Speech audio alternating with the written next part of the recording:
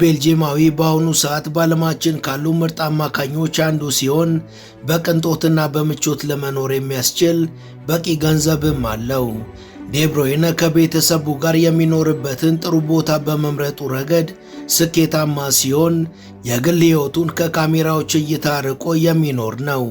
በ2012 ግን ቤልጂየማዊው ግብ ጠባቂ ቲቦ ኮርቱዋ የሱ ፍቅረኛ የነበረችው ካሮሊን ጃንን በማማለል ከሷ ጋር ድብቅ የፍቅር ግንኙነት ጀምሮ ጓደኛው ላይ ክህደት መፈጸሙን ተከትሎ ዴብሮይንና ኩርቱዋ መሃል ግጭት ተፈጥሯል። የሁለቱን ተጫዋቾች ጉዳይ ሚዲያዎች ሲቀባበሉት የከረሙ ሲሆን ሁለቱ ተጫዋቾች ግን በመሃላቸው ፕሮፌሽናል ግንኙነታቸውን ቀጥለው ለብሔራዊ ቡድናቸውም ጥሩ አገልግሎትን ሰጥተዋል።